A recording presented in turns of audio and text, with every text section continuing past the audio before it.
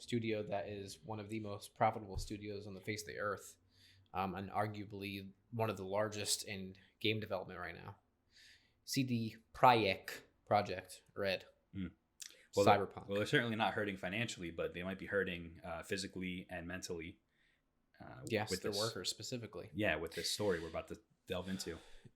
Yeah, so CD Projekt Red, if you've been living under a rock, developed The Witcher 3, one of the biggest games this generation. I love The Witcher 3, played the fuck out of that game. I know you enjoyed it as well. They've been developing Cyberpunk for, Jesus, almost 8 years, 7 years. It's been a while. It's been a very long time. Something like that. It's been a long fucking time this game has been in development. This game has almost come out like 33 million times, has been delayed 8 billion times. It's finally coming out November this year. I don't fucking know. Whatever. It's coming out November of this year. Right before or in tandem with the next gen consoles. Yep. Right. CD Projekt is known for their great business strategies, how they treat consumers. They're very consumer friendly. For example, all the Witcher 3's DLC was free. There was huge fucking expansions for that game. What you got when you bought that game, like just physically in the box, was absolutely nuts. Yep. Their games are, for the next gen, you buy the current gen version of it, you get the next gen upgrade for free.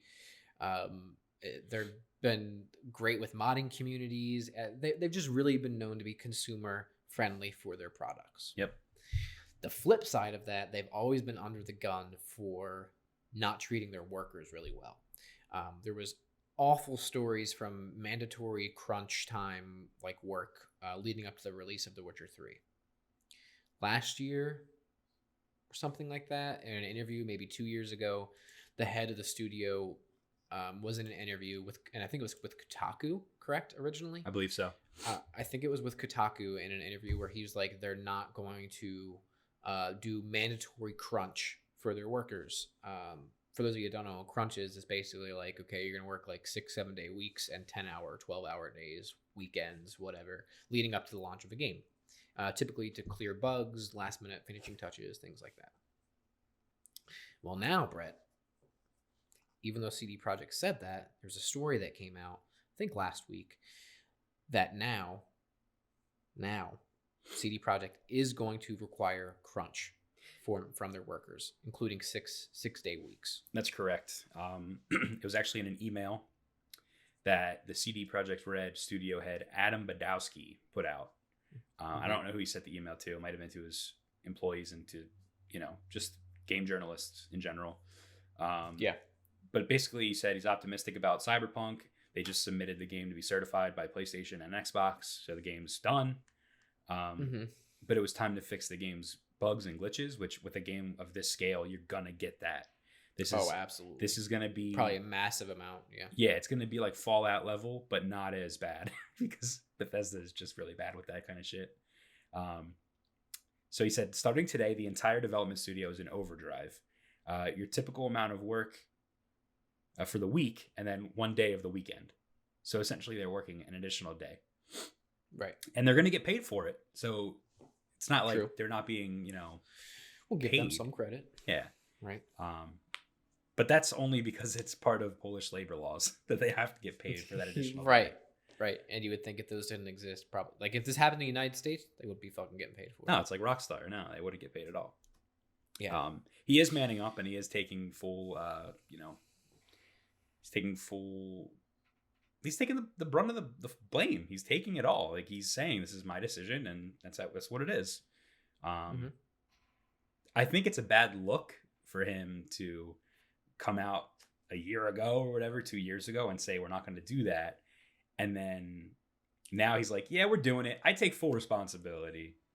Yeah. But we're doing it. And it's like, that doesn't make it better that you're willing to take the blame, dude.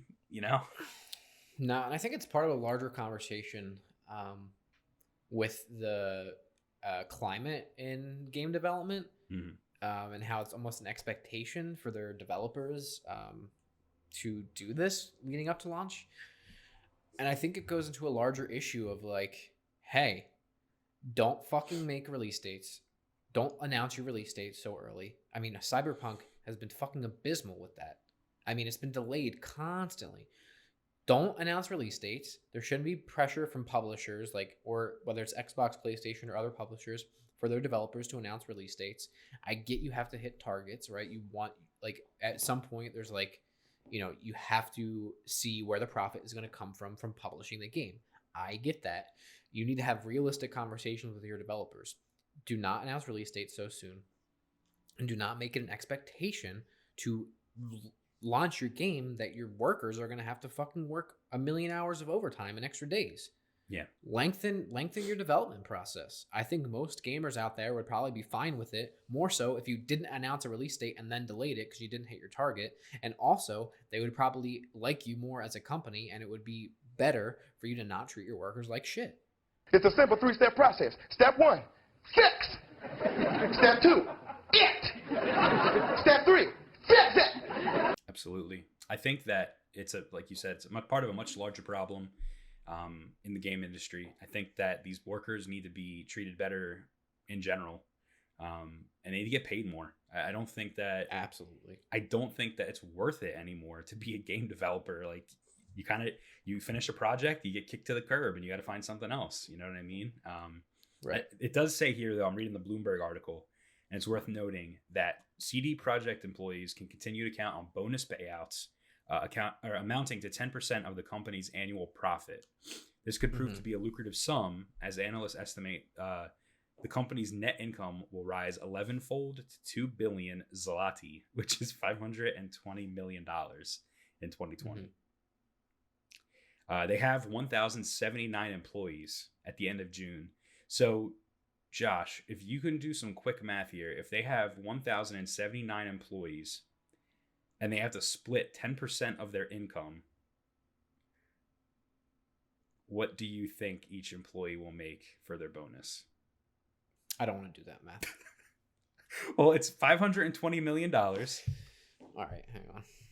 Because I want to know what this bonus payout. $520 million. So that's the total profit. And then they get 10% of that divided amongst their staff, correct? Mm-hmm. All right, so hang on. So 10% of that is $52 million. All right, divide that by 1,079.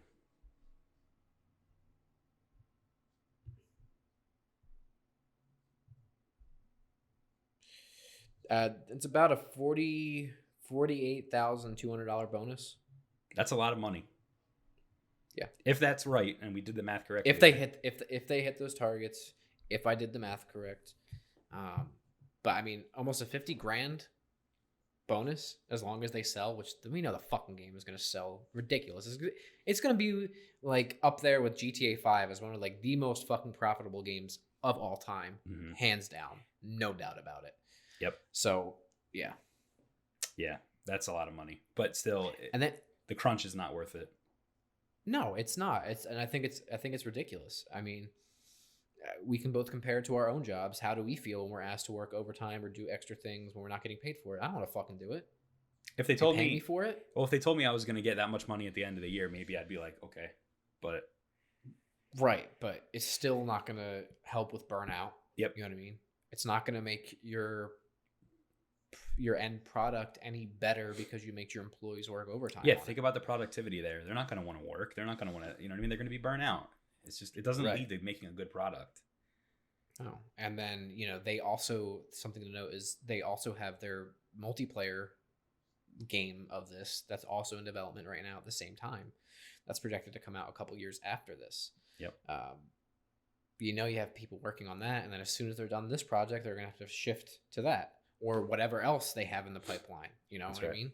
That's right. It's not like it stops, I wonder if this crunch wouldn't have happened if they hadn't delayed the game so many times. I wonder if they could have just delayed it. But maybe this is a marketing issue. Maybe marketing or whoever comes up with the release date, maybe they fucked up too many times. Now they can't fuck up. They can't delay the game again. They can't. They absolutely cannot. So maybe it all revolves around them being at fault. Who knows? They can't delay it again. If it's gonna be bad if they delay it again. Yeah. It's going to be bad for a lot of people if they delay it again. Absolutely. Hello, my fellow human being. Thanks for checking out this video. I really appreciate it. Do you know that it's actually part of a larger podcast called Hapticast? Check it out by clicking here.